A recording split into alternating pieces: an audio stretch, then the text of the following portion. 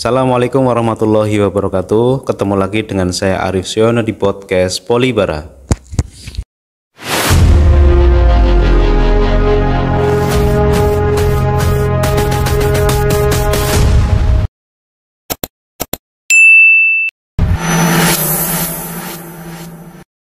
Hari ini saya sudah kedatangan bintang tamu. Sebelum saya sapa, saya kenalkan dulu, beliau adalah staf di Politeknik Banjarnegara yang nanti akan berbagi kisah dengan kita, kisah yang menarik yang bisa menginspirasi kita semuanya. Dan ini adalah kisah yang beliau alami secara langsung di Politeknik Banjarnegara. Selamat pagi Pak Ari. Pagi Mas Arif. Pak Ari sehat Pak Ari? Alhamdulillah sehat. Pak Ari, terima kasih atas waktunya sudah menyempatkan untuk duduk bersama kita di sini di podcast Polibara. Saya tertarik sekali untuk bisa mendengarkan sebuah kisah atau cerita yang diceritakan langsung oleh staf atau karyawan di Politeknik Banjarnegara, tapi terkait dengan atasan, dengan direktur kita. Berani ya? Berani. Siap. Saya masuk di Politeknik Banjarnegara itu 2013. Itu dari 2013 diangkat menjadi pegawai tetap itu di 2015 kalau nggak salah. Iya.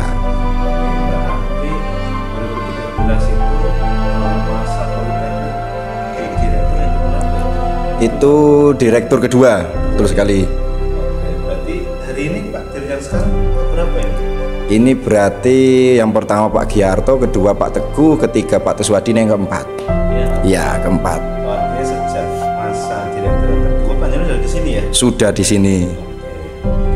Berarti tahu antara atmosfer yang satu, kedua, tiga. Yang satu tidak, berarti yang kedua, Yang empat sekarang. betul sekali, 2, 3, 4. Ya. Tapi saya pengen Panjenengan bercerita di yang tempat saja. Oh, siap. Jadi malah orang gitu. Nanti malah nggak enak ya Mas, kita membicarakan jeleknya orang ataupun gimana gitu ya, merasani orang gitu ya. Oke.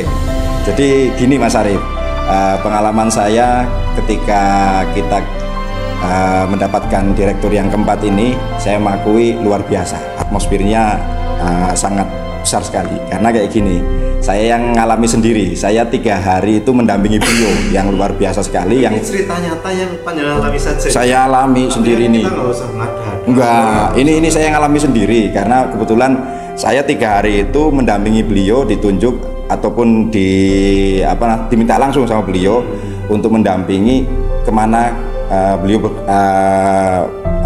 kemana beliau untuk pergi. Salah satunya yang pertama, hari pertamanya itu beliau langsung menunjuk saya untuk mendampingi ke 5 sekolahan dan luar biasa, saya akui. 5 sekolah langsung, dan saya akui itu luar biasa hebat. Karena apa ya, panas juga ya ternyata ya. Ini panas juga ini luar biasa panasnya nih. Belum bicara aja udah panas kayak gini ya, apalagi kita kedatangan orangnya, kita nggak enak kan gitu.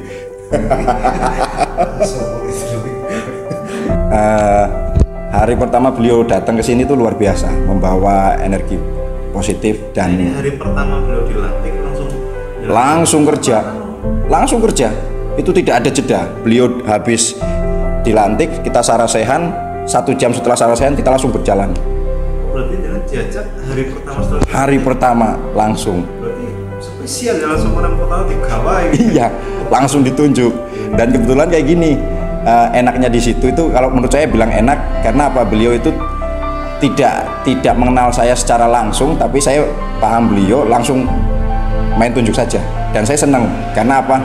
Kebetulan saya juga orang lapangan, jadi bahasa itu menurut saya bahasa yang spesial ya, karena bisa langsung memilih orang tanpa harus mengenal lebih dalam dulu. Dan kebetulan saya merasakan antusiasnya luar biasa. Bisa dikatakan orang tua yang usianya sudah lebih tua daripada kita, tapi semangatnya bisa di bawahnya kita, dalam artian lebih muda kayak gitu. Hari pertama itu enak sekali Mas Arif. Kita berjalan dari dari arah mana, Sigalu ke arah barat, itu menyelesaikan 5 sekolahan langsung. SMA, SMK dan sebagainya. Itu pokoknya sepanjang jalur lintas dari timur sampai ke barat itu ada sekolah di pinggir jalan, kita berhenti. Itu. Kesana terus sendiri dibahas sendiri ya? Tidak, kita ada tim sama Pak Bayu sama. Berarti tidak sendiri langsung. Oh iya, tidak. Iya. Jadi kebetulan kan karena beliau sudah tahu yang di bagian promosi siapa, di bagian ini siapa, beliau mengajak itu. Jadi seakan-akan kayak beliau langsung iya menunjukkan kerjanya, dan bahasa kasarnya saya bilang beliau langsung nodong kayak gitu, nodong ke SMA kayak gitu. Karena tak akui beliau datang di situ nggak cukup sampai 1 jam 2 jam, cuma 5 menit, bener 5 menit. Contoh kayak ketemu sama Mas Arif itu, saya bilang, Mas Arif, saya minta tolong anaknya jenengan besok suruh kuliah di Politeknik. Itu langsung kayak gitu, modelnya kayak gitu. Kepalanya langsung siap-siap aja, karena kepalanya udah kenal sama Pak Ayis ya, udah paham sama Pak Ayis. Jadi beliau juga nggak kaget kayak gitu, nggak kaget untuk masalah itu. Terus hari keduanya sama, kita roadshow lagi. Tapi orangnya sama dengan Pak? Sama semua. Yang kemarin diajak? Iya, sama semua. Iya, betul sekali. Terus hari keduanya kita mulai menyisir dari selatan ke utara. Itu sekolah-sekolah. Sama masih SMA, SMK, intinya gitu. Dan ini sedikit cerita, ada suatu waktu yang dimana saya itu merasa apa ya, gimana ya bahasanya, sebenarnya shock, kaget, karena harusnya ya bukan saya yang maju, yaitu ketika kita selesai monitoring ke SMA keliling itu. Nah kebetulan di situ kan posisinya pada saat itu memang ada pelatihan di sekolahan yang ada di Banjarmangu, SMK Darunaja. Nah secara tidak sengaja Mas, karena kebetulan saya pada saat itu lagi istirahat pulang makan, tahu-tahu beliau telepon, Mas Ari di mana gitu, langsung intinya antar saya nggak tahu itu menurut saya apa ya, kayak di prank. Tahu-tahu kayak gitu, kayak di prank. Tahu-tahu terus diantar ke Banjarmangu, di sana langsung disuruh daftar. Padahal saya nggak bawa apa-apa, saya pakai sandal jepit, saya kaos oblong. Ngerti orang daftar apa itu? Orang ngerti sama sekali bahasanya itu, nggak tahu sama sekali. Makanya saya sempet kaget ya di situ ya, Bong, suruh daftar tapi nggak bawa syarat. Nah, ketika apa namanya sampai di lokasi itu saya sempat bingung, ditanyain sama panitia, Mas syaratnya dibawa nggak? Syarat apa Mbak? Kayak gitu. Makanya saya bingung. Akhirnya saya duduk di sana itu sempat bengong karena ditanyain sama Mbak Vera, ada staf di sana yang bagian BLK-nya gitu, nanya, Mas sudah siap untuk ikut pelatihan? Loh, pelatihan apa ini? Kayak gitu loh. Nah, saya bertanya sama beliaunya, Mbak, maaf sebelumnya saya tanya, karena kayak gini, beliau itu kan bapak itu nggak ngendika ke saya dibawa ke sini untuk apa, kayak gitu. Lah, akhirnya beliau bercerita, Mbak Vera itu bercerita, jenengan di sini disuruh ikut pelatihan di BLK kami selama 45 hari kalau nggak salah itu, 45 hari terkait desain grafis. Nah, akhirnya saya di situ nanya, emang syaratnya apa? Syaratnya ijazah dan sebagainya. Nah, akhirnya saya langsung menyampaikan ke Pak Direktur, Pak ngapunten Pak, kalau untuk ikut kayak gini kayaknya saya kurang pas, bukan saya. Ternyata di situ saya tahu beliau itu tidak mengenal kata tidak mau, tidak bisa, ataupun jangan saya kayak gitu. Ini kan konsinau berarti. Iya, konsinau langsung. Suruh belajar desain berarti kan? Iya, langsung suruh belajar desain dengan catatan yang notabene saya memang orang nol sama sekali, nol telur ya, nol sama sekali. Iya benar, saya buta namanya desain, saya buta dengan aplikasi Corel dan sebagainya. Tapi ya alhamdulillah ya itu apa, dalam kurun waktu adaptasi 3 hari atau 4 hari saya bisa menyesuaikan. Nah itu salah satu cerita yang menurut saya Bapak memang apa ya bahasanya, ya artinya beliau mengerti potensi orang dan melihat orang ini mau belajar dan tidak. Iya, itu adalah ujian pertama.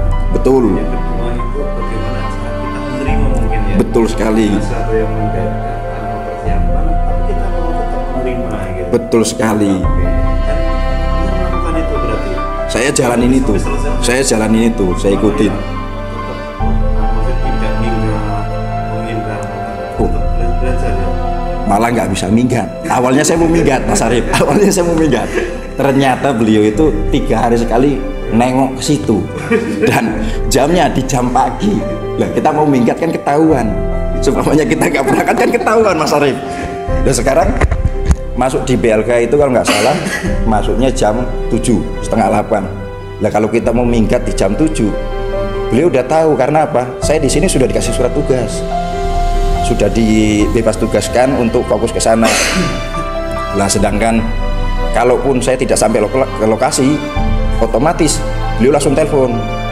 Lah di situ ternyata kayak gini, saya melihat apa ya namanya, desain itu sebenarnya nggak begitu menakutkan atau nggak begitu rumit. Yang penting kita mau belajar.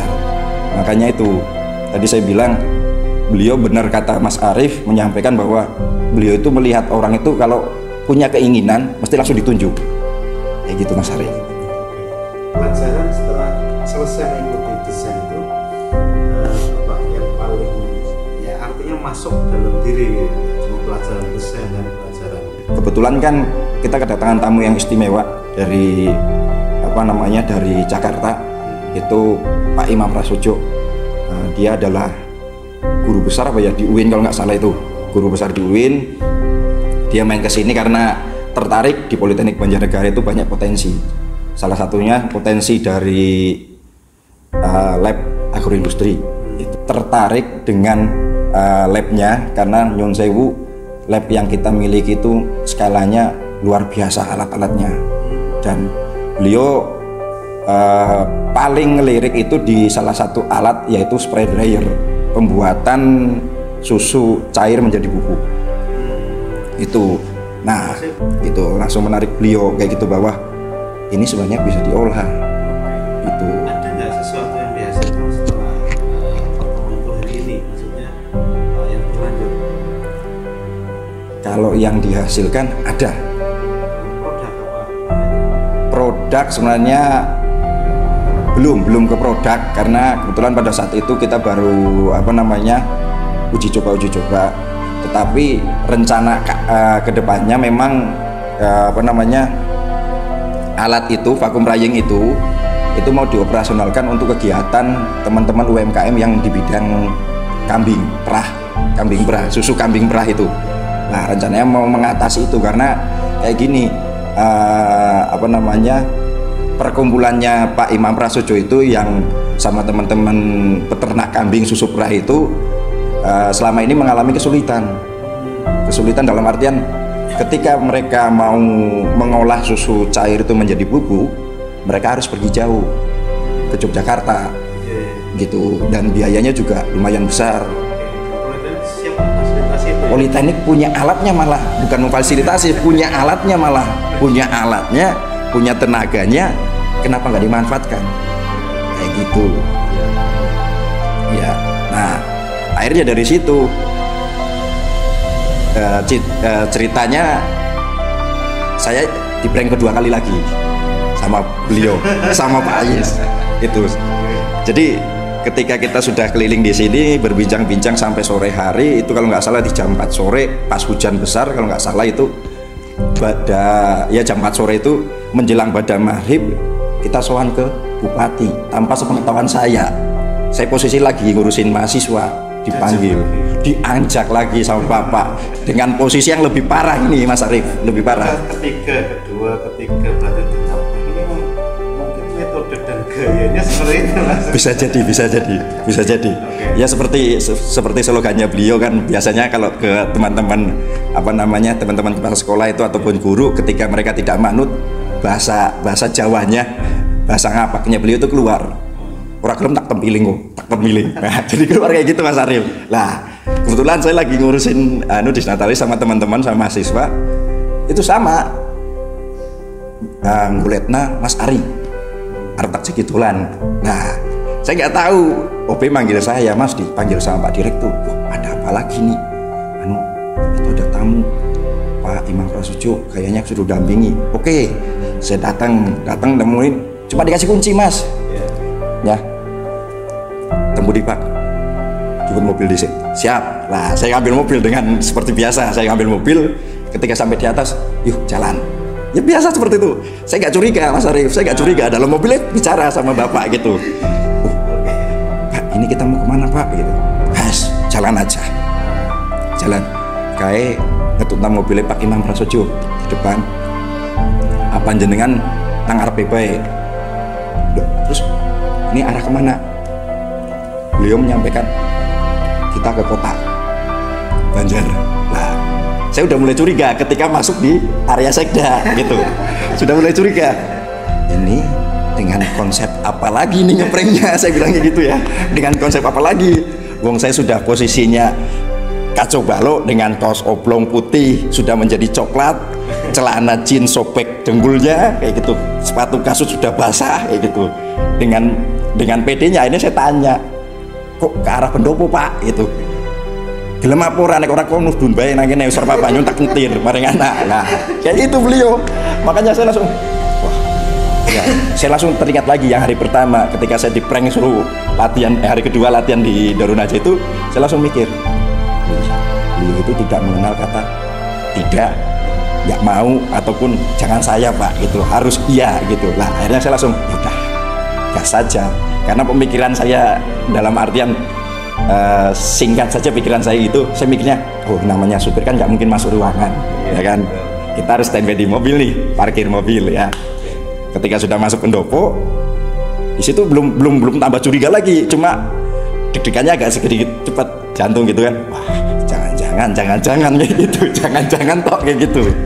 Nah akhirnya ketika sudah mulai sampai di depan rumah dinas Bupati itu sudah mulai tambah curiga besar itu, karena ajudannya ketika saya turun dia minta kunci untuk parkirkan mobil. Lah tak kirain saya di luar saja kayak gitu, di luar saja. Lah di situ saya sudah santai lah, udah hilang rasa curigaku, udah hilang, udah aman. Ternyata pada saat itu Pak PJ-nya kan Pak Tri. Ternyata beliau itu meminta untuk saya masuk. Lah di situ mulailah prank yang kedua kalinya Mas Arief itu. Saya langsung sempat bingung dengan posisi baju putih yang sudah lusuk-lusuk, bau keringat dan sebagainya, habis kehujanan. Tidak ada persiapan sama sekali, tidak ada persiapan yang spesial harus rapi, wangi dan sebagainya, tidak ada. Di sini dicimit, langsung mengikuti beliau, main cimit-cimit aja gitu loh, bahasanya main nunjuk, ambil udah jalan tuh. Padahal pada saat itu juga ya kan kami setim sama Pak Bondan, harusnya kan beliau lebih itu, tapi akhirnya Bapak lebih mungkin ya karena Bapak melihat Pak Bondan biar standby di sini, saya untuk dampingi beliau itu masuk dengan posisi luar biasa. Ini pengalaman yang luar biasa menurut saya. Mungkin bisa dikatakan di Banjarnegara pertama kalinya ada pemuda atau bahkan karyawan swasta berani ketemu PJ Bupati dengan model seperti itu. Kalaupun ada videonya saya bakalan malu bener Mas Arief. Belum posisi celana sobek, baju udah lucung-lucung gitu ya, udah putih jadi coklat, sudah bau kecut, rambut berantakan, sepatu sudah tanah tok itu, sudah coklat lumpur kayak gitu. Nah, saya di situ masuk akhirnya. Nah, kebetulan kayak gini Mas Arief. Ternyata di sana itu ada peraturan, saya baru tahu. Ajudan itu kalau ada tamu yang tidak kalau disuruh masuk sama Bapak, dia sudah ngomong dan nggak mau masuk, nanti yang kena marah malah ajudannya. Dan itu akhirnya berlaku di saya. Ajudannya sampai 3 kali dipanggil sama Pak Bupati suruh untuk saya masuk, tapi saya dengan alasan seperti itu. Yang ketiganya Bapak langsung ngomong, Mas nyong wis tahu Mas, nom wis tahu kayak jenengan ingin bening katokan bukan ingin bening kelambenan, nyong main katok cendet nemoni pejabat dan boleh masuk. Sing penting ingin katok dawa ora masalah sobek, masalah lusuh-lusuh ora mambu wangi, itu menurut saya bonus. Akhirnya saya beranikan diri. Lah itulah prank yang luar biasa menurut saya, hebatnya kayak gitu. Itu prank kedua Mas Arief itu, dan itu selesai sampai pada Isya, sampai malam hari jam 9 apa jam setengah 10 itu dengan posisi seperti itu luar biasa sekali. Dan saya akui memang beliau itu nggak hanya cara apa yang terpenting setelah saya jadi belajar, saya banyak mengenal orang di kabupaten, dan pelajaran buat saya nggak selamanya apapun dinilai dari fisik kayak gitu. Itu yang tak pelajari. Yang penting kita mau berusaha, terus dalam artian kita masih memegang teguh nilai unggu. Iya kayak gitu, iya unggu. Masalah fisik, itu pikir carry. Cara bapak kayak gitu, pikir carry wis. Si penting wani tarung disit, wani geluten disit.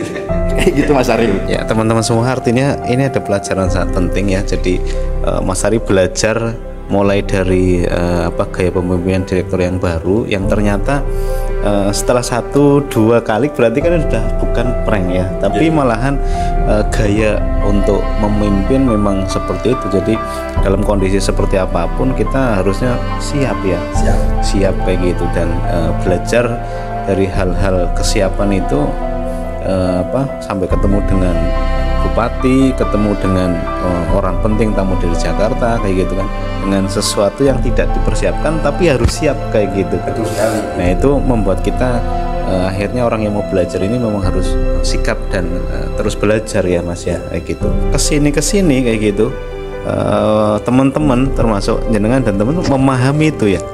Ya, jadi kita sekarang sudah terbiasa Mas untuk di lingkup kinerja Sivitas Akademi Politeknik Banjarnegara itu menjadi terbiasa, karena kita ternyata beliau dengan cara beliau seperti itu secara tidak langsung itu mendidik disiplin kita yang notabene dulu harus nunggu dan masih bisa memilih. Iya betul sekali, ditulis surat tugas harus nunggu, kemudian masih bisa negosiasi, Pak si A aja Pak, si B aja. Sekarang tidak, kalau beliau memang sudah nunjuk sama si A ya harus si A. Oke.